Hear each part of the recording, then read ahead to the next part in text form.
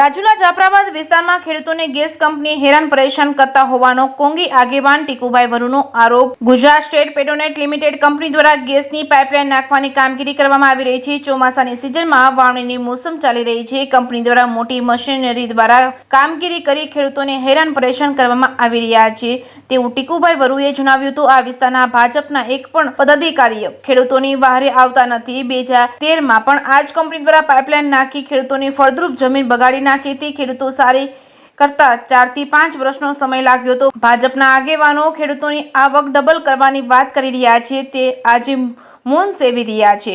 Company સામે કોઈ કાર્યવાહી કરવામાં નહીં આવે તો ખેડૂતોને સાથે રાખી કોંગ્રેસ જન આંદોલન કરશે તેવું ટીકુભાઈ વરુએ જણાવ્યું હતું। જાફરાબાદના માળસા ગામના સમસ્ત ખેડૂતો મામલતદાર પ્રાંત અધિકારી સહિતને કરી ચૂક્યા છે લેખિત રજૂઆતો।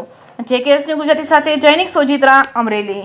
નમસ્કાર, હું ટીકુભાઈ વરુ રાજુલા જાફરાબાદમાં Gujarat State Petronet Limited gas company દ્વારા ગેસની પાઇપલાઇન નાખવાનું કામગીરી ચાલુ છે।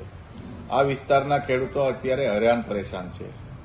રાજ્ય સરકાર અને કેન્દ્ર સરકાર જ્યારે વાત કરી રહી હતી ખેડૂતોને ડબલ આવકની, ત્યારે અત્યારે ચોમાસાની ઉપર વાવણીની મોસમ ચાલુ હોય અને કંપની દ્વારા કામ ખેતરોમાં ચાલતું હોય અને મોટી મોટી મશીનરીને લીધે ખેડૂતો હેરાન પરેશાન છે।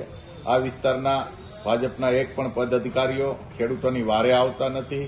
ત્યારે આ વિસ્તારની અંદર 2013ની અંદર આ જ પાઇપલાઇનનું કામગીરી શરૂ થઈ હતી અને મોટી મોટી મશીનરીથી આ કામગીરી શરૂ થઈ હતી।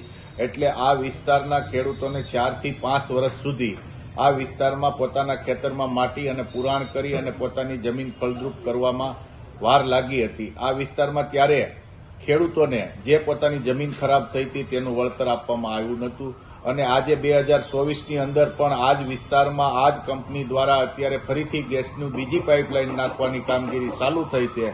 ત્યારે આગળના 5 વર્ષ અને અત્યારના 5 વર્ષ આ 10 વર્ષનું જે વળતર છે એ ગેસ કંપનીએ ખેડૂતોને આપવું જોઈએ અને ભાજપના જે આગેવાનો ખેડૂતોની આવક ડબલની વાતો કરતા હતા તે આજે મૌન સેવી રહ્યા છે। એને પણ ખેડૂતોની વારે આવવું જોઈએ અને આ કંપનીની સામે જો કોઈ કાર્યવાહી નહીં કરવામાં આવે તો કોંગ્રેસ પક્ષ ખેડૂતોને સાથે રાખી અને જન આંદોલન કરવાની ફરજ પડશે।